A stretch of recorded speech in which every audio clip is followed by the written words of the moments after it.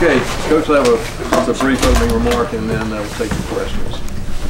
Well, finished up day, what was that, 8? Is that practice 8 or 7? 8. All running together now. It's practice 8 in the books.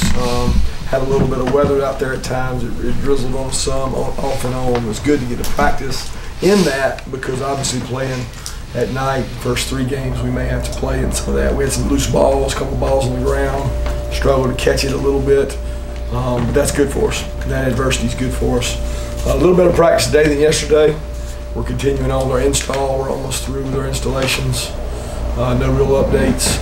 Isaiah Wynn and Mikael Carter are both, they got a little bit of an illness, so we held them out the last 2 days and just kind of took their helmets from them so they couldn't go. Other than that, Tyler Simmons is good. He's back out there running routes. He's no contact for a couple days as far as catching balls and blocking, but he can run and should be good. A little bit of a wrist injury there. But I think that's it on the injury stuff. 2 more, Jeremiah Holloman and Walter Grant.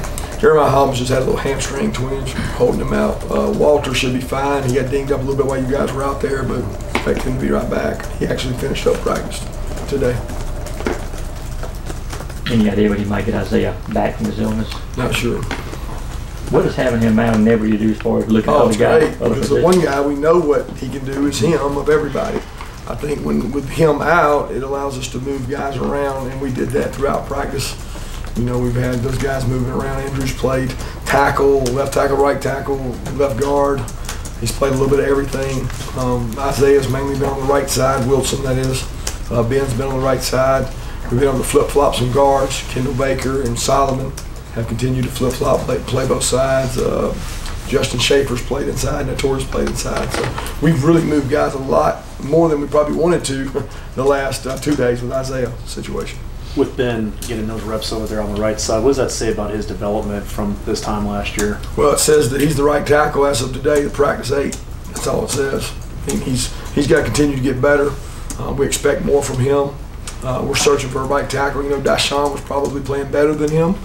But Ben has a lot of potential. He's got great size. So does Isaiah Wilson. But neither one are playing up to the standards of what we expect right now. So we got to keep growing in all those areas. Kirby, you know, rightly or wrongly, Jacob has kind of a reputation as being kind of cool and not taking it serious. I don't know, that not being a bookworm, I guess, for lack of a better words, in the playbook, that kind of thing. I'm asking you, you know. Did he say that? No. I'm telling you probably something you don't know. You're in. That's why I'm asking you. I just want to make sure it's your opinion. Yeah, that's your opinion. It's not my opinion. Okay. But what I'm saying is whose opinion? What is it he really like? I mean, how do you like him in those aspects of leading? I think Jacob's as a quarterback. A great quarterback. I think he's somebody that understands our system. He works really hard at it. Jacob comes in, meets extra every chance he gets. So a lot of the things that you have heard about Jacob may not be true, but I don't know what your source is because you didn't give me a source, so I don't know where that would have come from. But I think he does a tremendous job of trying to lead the team, being the guy, just like Jake Fromm tries to do. And he also studies really hard and has grown a lot as a player, and he still has a long way to go. And I think he's the first to acknowledge that. So he may come off that way to you, or you may have that opinion of him. That's not the opinion I have of him. When you all are making decisions on O-line jobs, whether it's starting or this guy will be 6, 7, 8, how much will like experience versus if we give this guy experience, he'll be this good down the line? How much will that be weighed against each other? Yeah, I think it's a critical decision. We've always said we want to play the guys that give us the best opportunity to win. Well, in game 1, that may not be the same as game 2, 3, 4, 5. So when we make those decisions, we make them based on down the road. Who's going to be the best guy down the road? It doesn't mean that guy might start very similar to Jacob and Grayson last year. You know, we're trying to decide who's going to be the best guy down the road. It doesn't mean that guy's going to start right away. It just means that guy's going to be ready to play and he's going to be developed. Because let's say we keep up 12 linemen working on with the 1s and 2s once we start really rolling, getting ready for our game prep. Those guys have got to be interchangeable parts, and those reps they get in practice are really valuable so that we're giving the guys we think have the best future to help us the most reps. But they may or may not play in the first start of the drive. You know, we're just going to have to wait and see. It's so early right now. It's too early to tell the offensive line. We haven't even scrimmaged yet. You know, after the first scrimmage, we'll know a lot more. Tom, excuse me, Andrew Thomas obviously physically looks the part. Where is he, like, in terms of, you know, being ready to help out if need be mentally? Well, he's not ready to help out right now. He is extremely mature kid. He studies hard. He's very serious. He's very businesslike. He's got a great approach to the game. But we don't have a guy ready right now. We're in practice 8.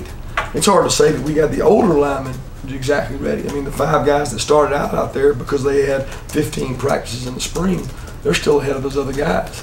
But some of those other guys are catching up quick, and I would definitely say that Andrew is a guy that's catching up quick because he has the athletic ability to play multiple positions, meaning inside and outside. Is that something you evaluated him coming in, that he could step in at guard, especially this early in the process? No, we didn't really evaluate him, and we think he's a future left tackle. That's what we think he is, but we have to play our best players. And if that means he's there, we think he's, you know, he's got a little more size to him than Isaiah Wynn, and Isaiah Wynn played some guard last year. We didn't get a whole lot of movement, so Isaiah did a really good job out at tackle, talking about Wynn. So I feel like Andrew could help us some at guard, but Andrew's got to be the left tackle as well. You know, he may even have to be the right tackle. So he's a guy that's going to be a moving part, as well as Schaefer, as well as Pat, as well as a couple of those other guys. Bynum has done a good job in there. Ben's gotten better. We just got to get better all across the board. And hey, they're going against a good defensive front too. So those guys are playing hard. Kirby, it would appear, you know, your leadership, you know, a lot of seniors, and I know it's early. You have some guys that are kind of showing you some abilities, only 8 practices that are a little bit younger. As far as leadership ability or ability to play the game? Leadership ability, 8 days in that aren't, you know, your seniors more or less. Yeah, I wouldn't say any of those guys are sticking out just yet, unless you're talking about Roquan, Natrez, you know, some of the juniors. Some of those guys have. I wouldn't jump on board and say any of the freshmen or sophomores. A guy that sticks out to me, he's always challenging teammates, is Tyreek McGee, who's a sophomore. He's not afraid to speak up and say, hey, we got to do better, we got to practice harder, we got to be more physical. I like his leadership qualities, but mostly juniors and seniors. But I will say this, they are leading. Those older players are leading. Kirby, what have you seen from Mecole at wide receiver so far this camp? I know you mentioned ball security. That's something you want to see him improve. You know, have you seen that improvement, and where is he kind of stacking up in the receiver rotation now? Well, he's made some plays. You know, first of all, I feel like he's like, it's not that he's faster than he was in the spring. I think he's more confident, which makes him faster. He hears the call and he knows what to do. He's had some pretty spectacular plays. I still think he's got to work on his hands and natural catching the ball, but he's a good athlete, and I think he's found a good home. He's tough. He plays the game very similar to Isaiah McKenzie when it comes to the toughness and the competitiveness you want. But he's gotten more comfortable in our system, so he's able to do more. Are there plans to use him, you know, maybe in some sort of creative packages to get the ball in his hands a little bit easier, or are you sticking with him exclusively at receiver? I think we'll do anything we can to get him the ball. I mean, you're always, the problem we got is, it's a good problem to have, but there's other guys who got to get the ball in their hands too. And you got to find ways to get Mecole the ball. Hopefully we'll be able to do that. Hopefully the better he goes up and catches it and makes plays vertical down the field, it'll take the top off some of these defenses that we've struggled to do that in the past. But we got a lot of guys that need the ball in their hand. You know, y'all got to see Swift the other day. He's done a good job. He's a very serious, competitive young man. Mark Webb, very serious, competitive young man. Now those guys are kind of starting to hit that day 8 wall. Some of them haven't had to compete at this level for this long. But we're going to keep pushing them through because we think those guys can help us this year.